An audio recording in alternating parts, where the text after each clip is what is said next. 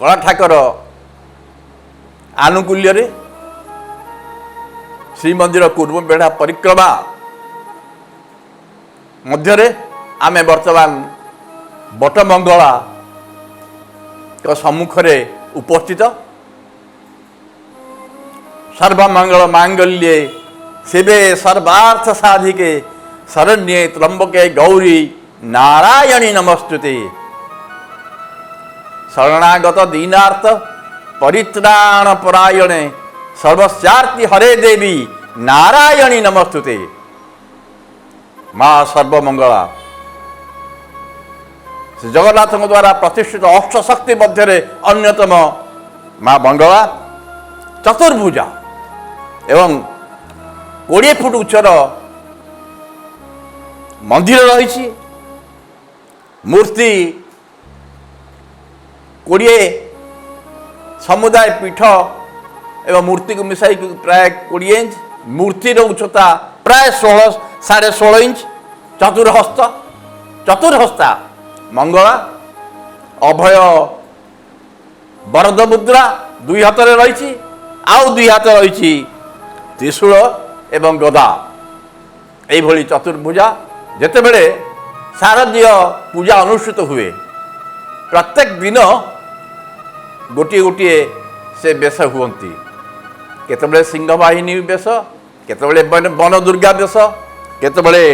मातंगी बेश यही विभिन्न बेश से अलंकृत हुंती तांको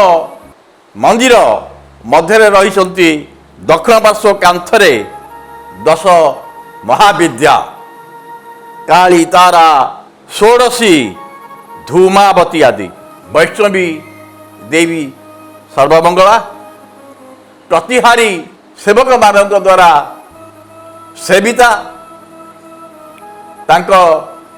सम्मुखरे गोटे छोट स्तंभ उपरे तांकर वाहन सिंह रही तांका पाखरे पार्श्व देवी हिसाब से छाया माया रही गंगा जमुना रही विभिन्न नवग्रह मध्य रही तेणु कांथरे तांकर बटमंगला छोट मंदिर हेले भी सेवक माने तांको प्रणाम करी तापरे श्रीमंदिर मध्य प्रवेश करती 16 पूजा देवी मु कहूली जे विभिन्न जो बेश वन दुर्गा बेश अन्नपूर्णा बेश हरचंडी बेश राजराजेश्वरी बेश महालक्ष्मी बेश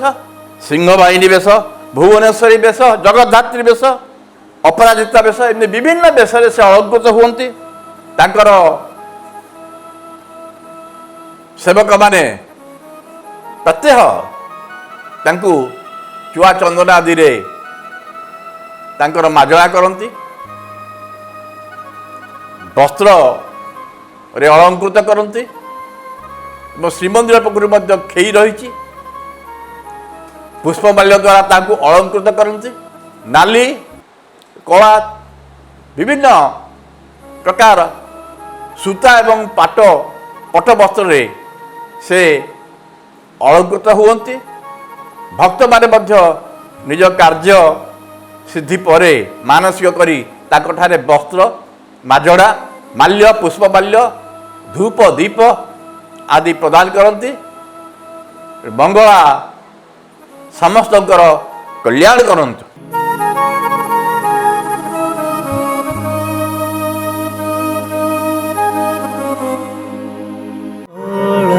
ठाकुर